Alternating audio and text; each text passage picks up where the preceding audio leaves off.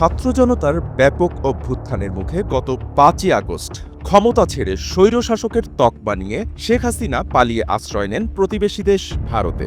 পালিয়ে পুরো দলকেই বিপদে ফেললেন শেখ হাসিনা। অপরদিকে জেল, জুলুম আর নির্যাতনের শিকার হয়ে আর ১৮ বছর ক্ষমতার বাইরে থেকেও জয়ী হলেন খালেদা জিয়া।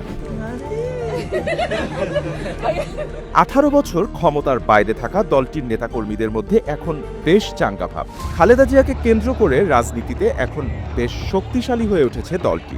দীর্ঘদিন আটক থাকা নেতাকর্মীরা ছাড়া পেয়ে রাজনীতির ময়দানে সক্রিয় হয়েছেন। আরে বেটা, তোর যদি সাহস থাকে তো বাংলাদেশে ফিরায় আমরা একটু দেখি।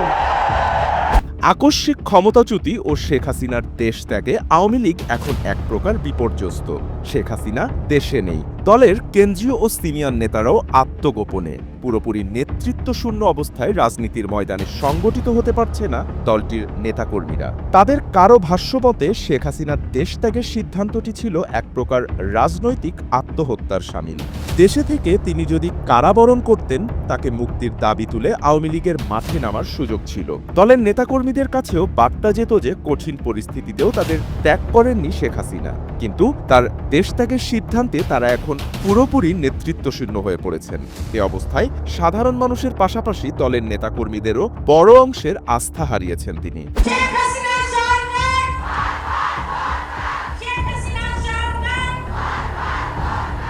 এদিকে শেখ হাসিনা পালিয়ে যাবার ৬ মাস অতিবাহিত হলেও এখনও মুখ খুলতে দেখা যায়নি আত্মগোপনে থাকা আওয়ামী শাসনামলের সর্বোচ্চ সুবিধাভোগী শেখ পরিবারের কোনো সদস্যকে। কোনো মন্তব্য করতে দেখা যায়নি শেখ হাসিনা কন্যা পুতুলকেও।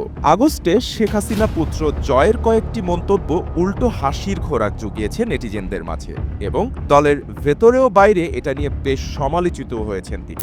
আওয়ামী লীগের নেতাকর্মীদের আমি সবাইকে আহ্বান জানাচ্ছি যে আপনারা সাহস নিয়ে দাঁড়ান, আপনারা একা না, আমরা আছি, বঙ্গবন্ধুর পরিবার কোথাও যায়নি। আওয়ামী শাসনামলে রাষ্ট্রায়ত্ত ব্যাংকগুলো সহ অনেকগুলো বড় প্রকল্পের অদৃশ্য নিয়ন্ত্রক ছিলেন ছোট আপা খ্যাত শেখ রেহানা। বরাবরের মতোই তিনিও রয়েছেন অদৃশ্য। রাষ্ট্রায়ত্ত ব্যাংকগুলোর বড় অনিয়মের ক্ষেত্রে সংশ্লিষ্টদের মধ্যকার আলোচনায় বারবার উঠে এসেছে শেখ রেহানার নাম, যদিও ১.৫ দশকে বিষয়টি প্রকাশ্যে উচ্চারণের সাহস হয়নি কারো। সবশেষ হাসিনা কেলেঙ্কারিতেই এক পর্যায়ে বাধ্য হয়ে পদত্যাগ করতে হলো শেখ রেহানার মেয়ে, যুক্তরাষ্ট্রের ক্ষমতাসীন লেবার পার্টির সিটি মিনিস্টার টিউলিপ সিদ্দিককে। টিউলিপ সিদ্দিকের বিরুদ্ধে নানান অভিযোগ উঠেছে। সবশেষ শেখ হাসিনার আমলে আওয়ামী লীগের সংশ্লিষ্ট ব্যক্তির থেকে বিনামূল্যে ফ্ল্যাট পাওয়ার তথ্য সামনে আসার পর যুক্তরাষ্ট্রের অভ্যন্তরীণ রাজনীতিতে বেশ চাপে পড়েন তিনি। প্রশ্ন উঠেছে, বাংলাদেশের ক্ষমতাচ্যুত প্রধানমন্ত্রী শেখ হাসিনা এখন কি করবেন? দলের দায়িত্ব কাকে দেবেন? তিনি বা কোথায় যাবেন? আর ঠিক এমতো অবস্থায় প্রশ্ন দেখা দিয়েছে, তাহলে কি এখন অস্তিত্ব সংকটের মুখে শেখ পরিবার?